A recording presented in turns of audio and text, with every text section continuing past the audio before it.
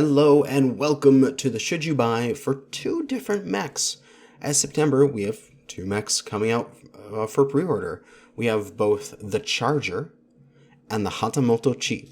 So we're going to take a look at those mechs, their stats, their hardpoints, and all those wonderful things, and see if they are something that you should buy. But yeah, we're getting two mechs at once, and so I figured we'll do a double dose of the Should You Buy, do them both at the same time, as there is less variance per mech this time, as they don't have reinforcements. But let us get down to that. We have some things for the collectors and ultimate. You have the hanging and standing XP and C-bill boosted cockpit items. These were seen in things like the Civil War packs. I think they're kind of nice because you can, I want to boost XP with a particular mech, or you just want to boost C-bills on your farming mech. I think they're great. You get an extra 10%. If you want to get collectors and ultimate rewards, it's up for your choice, but they're just nice to have as they are a permanent thing. But it also means you can actually get plus 100% C-bills, because if you take these, the tournament supporter pack, so these are 10%, tournament supporter pack is 10%, hero bonus is 30%, and then premium is 50%. It all adds up to 100%, which is kind of nice. But let us go down through the packages and what is available. In nice layout, I'd have to say, for this, doesn't look like their normal package page because it's a multiple pack. They've put a little different design to it. We have the Ultimate Pack for $55, which is everything added together. It's the Collector's Pack plus the Hero. There is no reinforcements. So, same thing as I'll say every time. Be nice if the Ultimate Pack was $5 off, because then it would just be like, hey, get everything at once on a pre-order. Make it so it's just in the pre-order bonus window. That would be nice. But Standard Pack is $20, comes with the three variants, Mech Bays, Premium Time, Cockpit Items, Titles, and Badges. Collectors gives you the CGR1A1S special for the Charger. And then Hero add-on is the number 7, the N7, with lucky things on it for the Clovers, Sevens, Bunnies. Sounds actually an interesting paint job. But similar to the Charger, we have the Hatamoto-Chi. I'm going to say this wrong a few times during this video, so put up with me. Same price as Ultimate Pack is $55, Standard Pack is $20, Collector's Pack is $40, Hero add-on the Shugo with its mech bay. Early adopter rewards, we have cockpit items, decals, colors, patterns, currencies. And these are for both of them. But moving on down to their stats, which is obviously the most important thing and where we're going to spend the majority of our time, we've got both the Charger and the Hatamoto-Chi. They are both 80 tons, as the Hatamoto is based on the Charger, is an upgraded version of it, or like second iteration of it. Some fairly high engine caps here for the Charger with 400, 385, 400, and 385. So you basically can take any engine you want on the Charger. It actually has a pretty silly stock build with a 400 standard, which leaves it with practically no hardpoint space in order to put weaponry, which is why its weapons are only 5 small lasers, which is funny. The stock design on this is crap, but of course we don't look at the stock designs, we look at its potential. But with the Hatamoto-Chi, also Charger, we just finished off the Charger here, jump jets on the 3K and the Hero. You have the capability of taking jump jets on those, but it's an assault. It still is in the category where it's only 1-ton jump jets. They're not as costly in terms of tonnage compared to like the Highlander, who has to take a lot of tonnage in order to get any jumps. You could probably even get some decent jumps out of these, but more than likely you're just taking 1 or 2 to help you get out of valleys like on Canyon Network and such, which is really good mobility, just to have a couple jump jets for that. The Hatamoto-Chi has some interesting max engine ratings, as the first two are at 385, but the second two are at 290. This mech is going to be slow as shit. But thankfully, this one, the 28TR, has jump jets and ECM.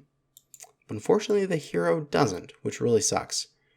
With this lowered mobility here, with the max engine rating at only 290, would have really liked to see jump jets or ECM or mask or something there to compensate for that. But now that we know the stats of the particular mechs, let's pop over to the spreadsheet warrior, where this is Charger here, but it could be for both because they're both 80 tons.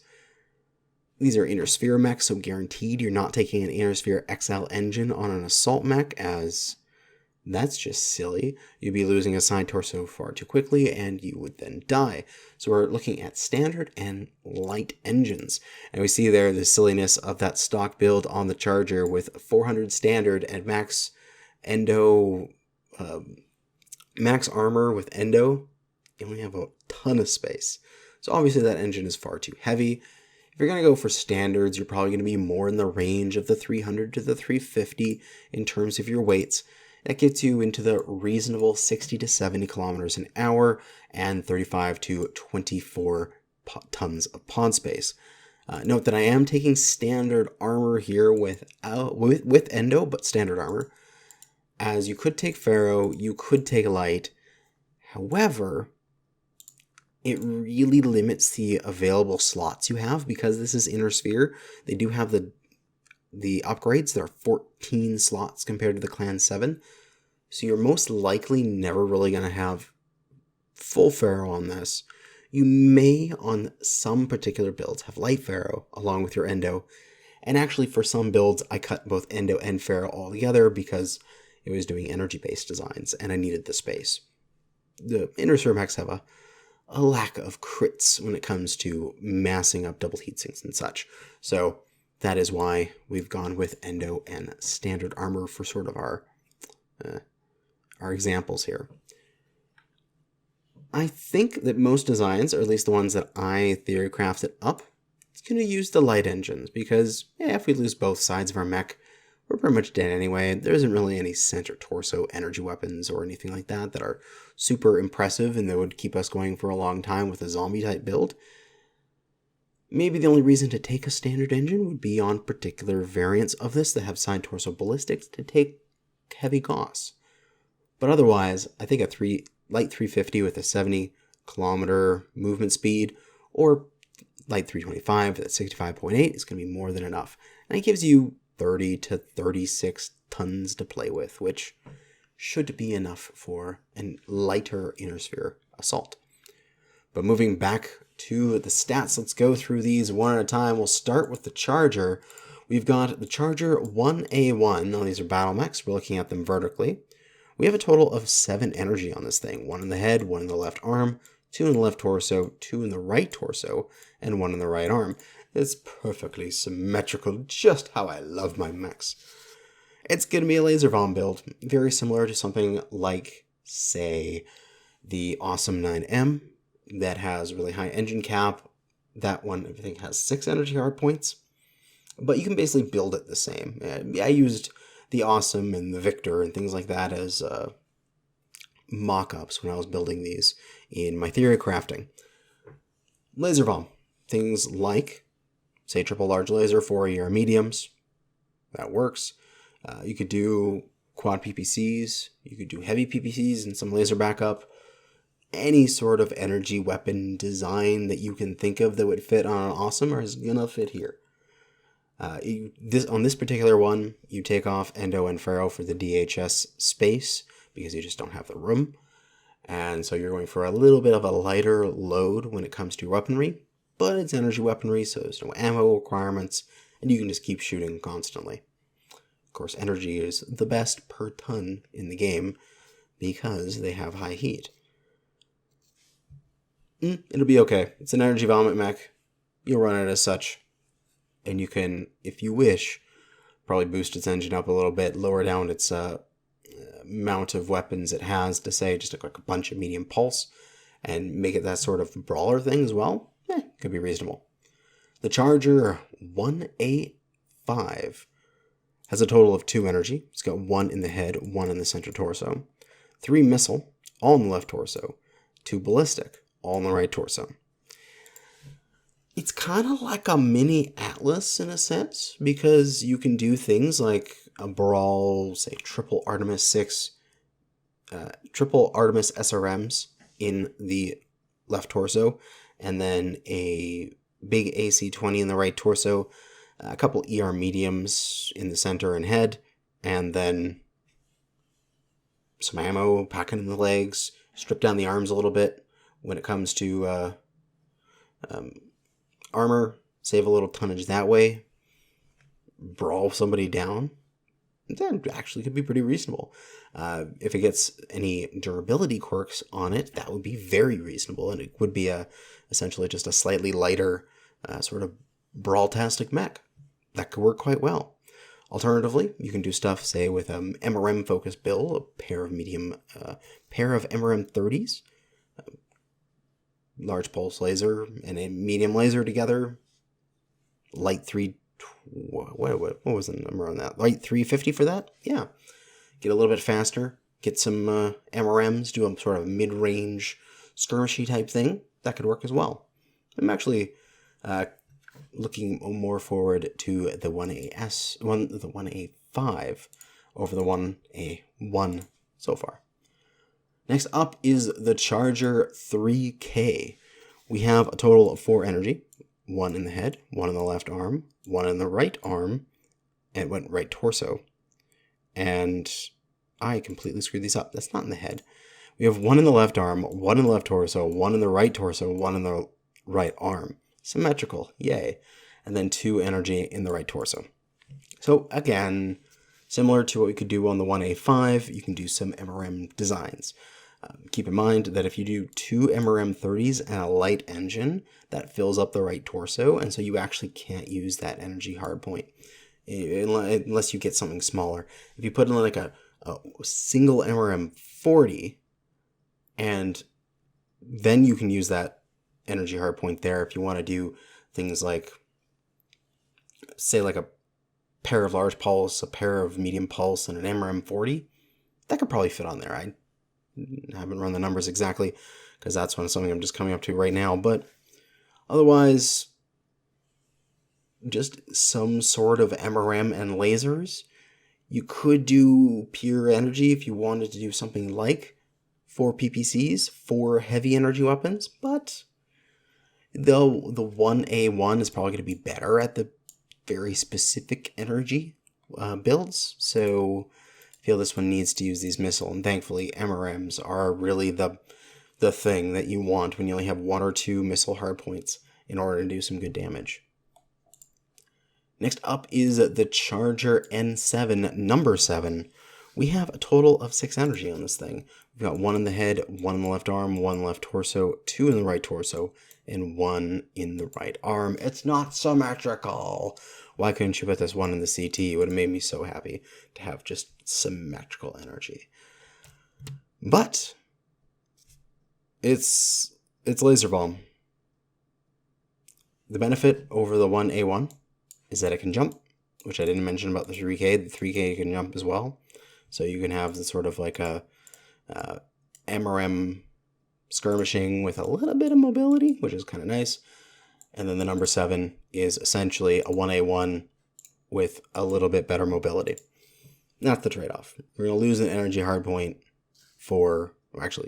lose 1 energy hardpoint for the ability to take jump jets and be able to a little bit more maneuverable.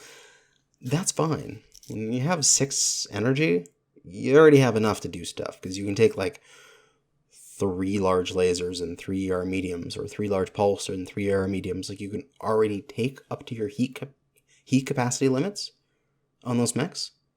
So you don't need 7. So that's not really an issue that it's down to 6. And adding in a jump jet or 2 won't hurt. Allow it to move around the battlefield a little bit better. So it's kind of nice. I think this number 7 will be pretty fun to play. But we'll look at the concept art of this one first. We can look at this right here. Can I make that hero add-on details go away? No, I can't. Alrighty then. This thing kind of looks like a sort of like Banshee kind of thing to me. It's got sort of shoulder pads like the Mauler, kind of. I think it's going to be a decent hitboxes. We take a look at where the cockpit is, right at the top here. The hard points in the chest aren't that far down the chest. They're mid-range. I mean, they're fine. They're not like waist level, so that's great.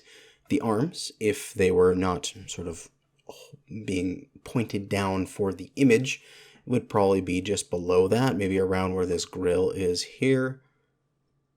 Yeah, that looks fine in terms of the positioning of the hard points. They're moderately high. In terms of the hitboxes, it looks fairly vertical when it comes to the center torso. So hopefully the thing will be able to twist off some damage quite well. If they're trying to take the mentality that the Charger is a highly mobile mech, maybe they'll give it some mobility quirks or set its baseline mobility quite high, which if they do, then having vertical hitboxes means you can twist things off quite quickly. It might be kind of nice. So there we go for the Charger. Let us go down and take a look at the Hatamoto-Chi for its hardpoints and such. As I move my theory crafting page in front of me. For the 27T, we have a total of 4 missile hardpoints, 2 in each side torso, and 3 energy. 2 in the left arm, 1 in the right arm. You can do Brawl and MRMs, and if you wanted to, LRMs, although it's only if you want to. Theory crafted some designs of 2 MRM40s, a bunch of medium pulse lasers, and a big engine, able to move around quite quickly.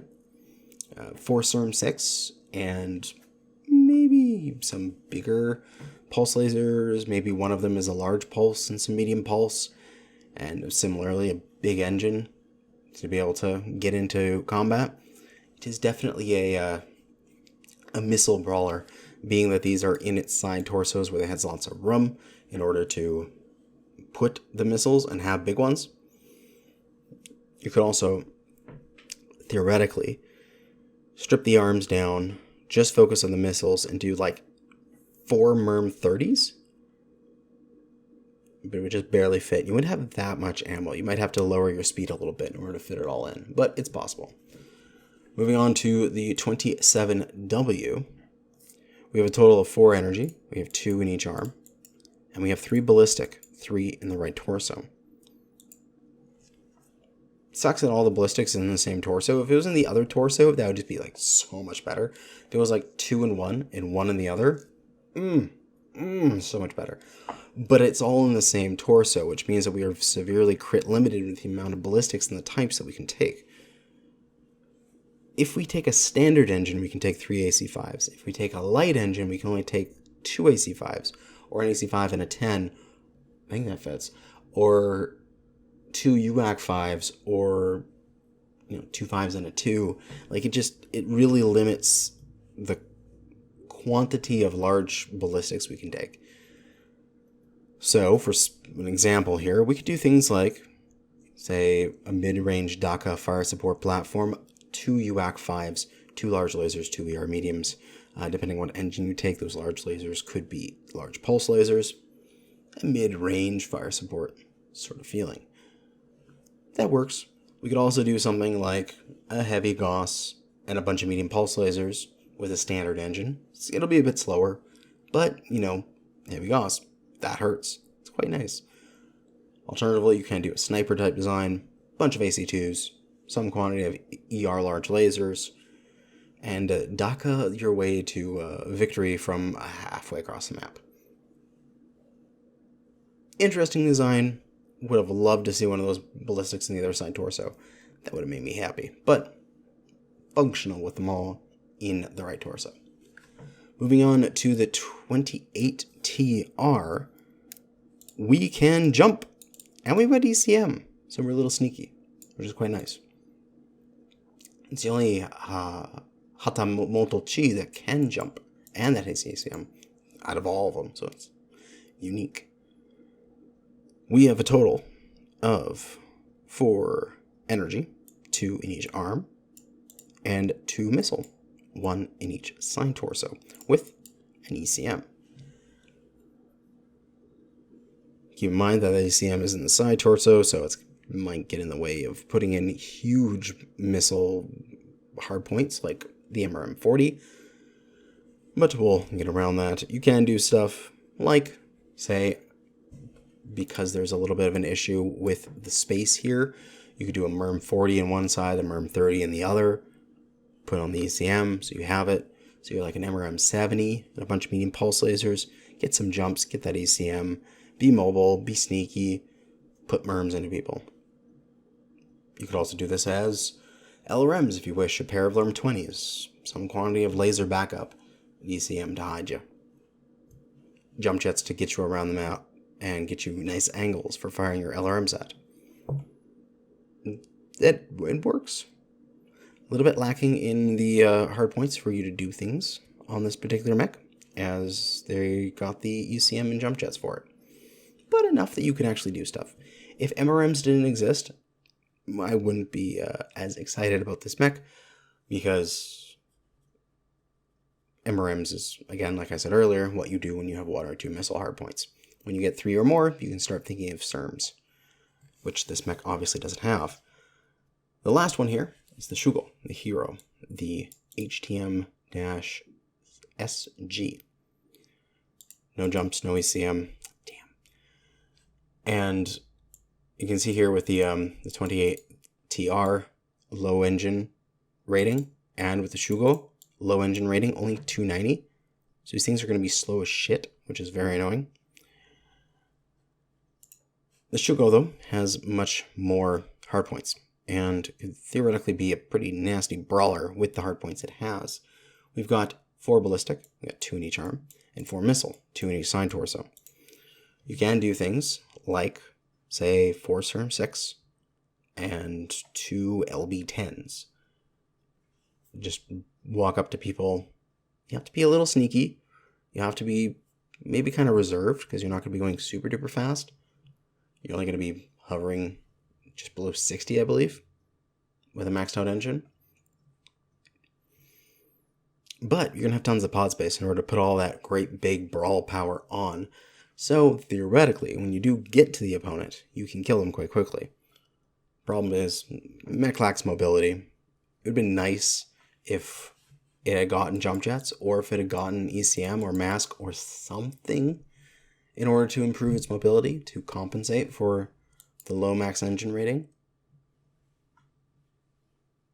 But it does get ballistics in multiple parts, which is kind of nice. Able to put on big ballistic weapons without conflicting with each other. It's the trade-off. But yeah, SERMs and LB-10 for a brawler. You can do UAC DACA with some SRM backup, or maybe even like streaks. So you can just be DACAing the opponent's heavies and assaults, and then when they're mediums and lights trying to bypass you and try to sneak around you, you have some light defense if you're into that kind of thing. Alternatively, just ignore one or the other. Just ignore the ballistics and go mass MRMs. Ignore the missiles and go mass DACA. Your choice. We'll take a look at the concept art for that mech. And of course, since it's based on the Charger, and we can see here, this guy, they're extremely similar. They probably have the same sort of legs and such. Their hitboxes are probably extremely similar. We've got our inner weeb to come out, as we have the samurai helm on it for this Kurita mech. Same shoulders, probably pretty good at blocking from side attacks. Same arms, very similar in terms of its positioning for weaponry. Pretty high in the chest, same as the Charger. Everything just looks fine for this, I think, for the hitboxes and such. I can see already people out there painting their mechs and putting decals on to become Gurren Lagann. And if you don't know of that, Google it. You'll see why. Mecha with, like, things coming out of their heads. But yes. I think they're both good. They're 80-ton inner sphere assaults. It's not typically the mech I prefer to play. My favorite is clan mediums and heavies, but they're all functional. There's no reinforcement add-ons to worry about. Standard variants that are better than the standard pack. The heroes are interesting, but not overpowered. The Charger hero is basically just the Charger regular, but a little bit jumpy. And the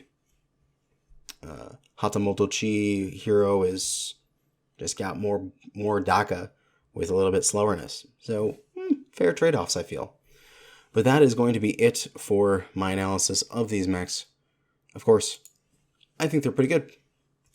If you like those sort of mechs or any of the designs that I have theory crafted, they may be worth a purchase.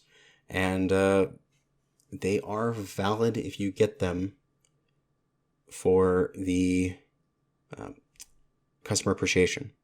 So, adding more mechs to that list of things that you can get to get your customer appreciation on before they come out in November. But that will be it. Thanks for watching, and good hunting.